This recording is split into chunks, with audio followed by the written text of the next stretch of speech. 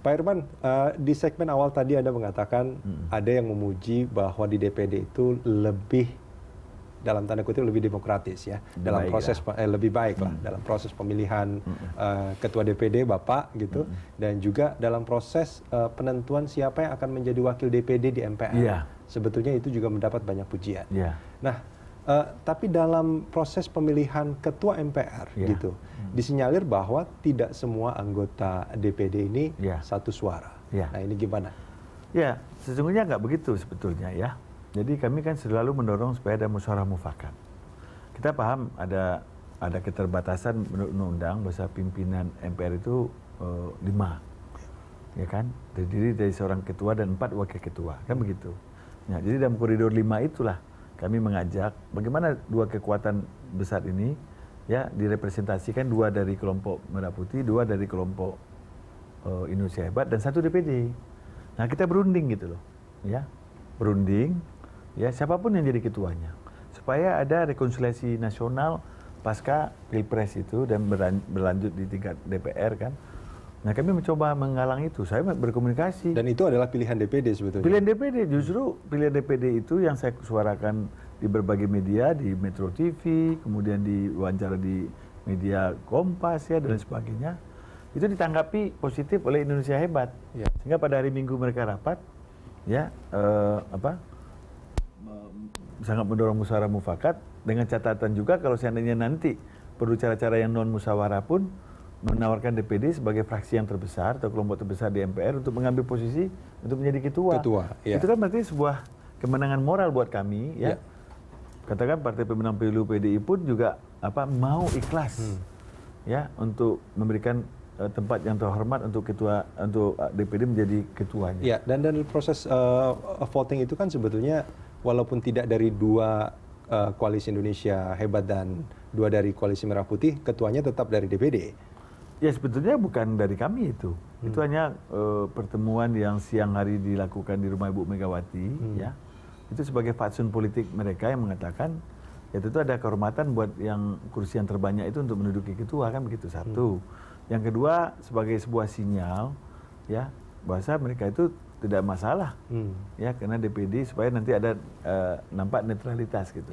Jadi komunikasi itu yang saya selalu bawa ya. Saya bicara dengan Pak Yusuf Kalla, dengan Pak Jokowi, dengan Pak Wiranto ya, dengan Mbak Puan semuanya dan sebagainya, kemudian juga dengan pihak Merah Putih ya, dengan Pak Golkar dan PDI Golkar, PKS semuanya saya. Tapi benar nggak tidak semua anggota DPD memilih paket di mana ada anggota DPD di sana? Dan itu bukan hanya di DPD, barangkali juga di fraksi yang lain juga akan begitu ya. Tapi saya kan nggak mau sebutkan nama partainya. Tetapi yang begini, orang mengatakan apa betul DPD tidak solid sehingga tidak bisa mengusung anggotanya menjadi ketua. Ya, begini, kesoliditas sebuah institusi itu ya, apalagi di bilik suara, itu ditentukan sejauh mana mekanisme sistem itu membuat solidnya. Coba bayangkan, kami berhasil menempatkan hanya 1 anggota DPD baik untuk di ketua di koalisi Indonesia Hebat, dan 1 untuk wakil ketua gitu. Dan proses untuk bertahan untuk 1 di 2 paket itu butuh 36 jam. Ya, kita berdebat dengan 36 jam. 36 jam, lebih dari 24 jam. Ya, setelah diskor, ya kami dulu ada pemilihan. Karena di awalnya kami kan mengirimkan 9 nama. Berdasarkan wilayah barat, tengah, dan timur. Nah, kami mencoba, itu kan musyawarah, ayo dong kita bicarakan gitu. Nih nama kami 9, pilihlah jagoan kami ini. Mana nama dari kubu ini, mana dari kubu ini. Supaya nanti, ya mungkin ini nggak cocok dengan ini, oke. Begitu fleksibelnya. Tetapi mereka memaksakan, oh enggak, kami maunya 1 keluar. Ya, nah itu nggak mudah buat DPD. Ya, they all the best, son of the country ini kan, or the son and the daughter of the Indonesian. Akhirnya kami dipaksa itu, kami sampaikan, kami lakukan mekanisme itu dengan terbuka. Terpilihlah Saudara Usman Sabta dari Kalimantan Barat gitu loh. Nah, 1 ini terus waktu rapat konsultasi itu kita tanya, kalau memang tidak terhindarkan non musyawarah itu terjadi, kalau ada 2 kubu, ya kan, ini apa artinya? Apakah punya dua atau apa? Oh enggak, satu saja gitu loh.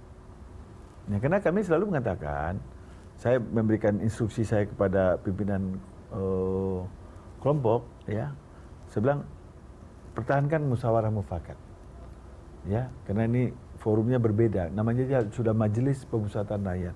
Disinilah para wakil-wakil rakyat itu bicara. Gitu. Kenapa sih kita nggak bisa menggunakan nilai-nilai budaya, ya, adat istiadat kita di Indonesia ini kan tidak ada Kalau yang nggak bisa menurut diselesaikan. Pak Irman apa penyebabnya? Ya tentu masih ada sisa-sisa itu, tapi kalau kita lihat hikmah di balik ini semua, walaupun akhirnya non musyawarah yang berjalan, tetapi suasana kebatinan itu sudah mulai cair. Baik, kita akan sambung ini di segmen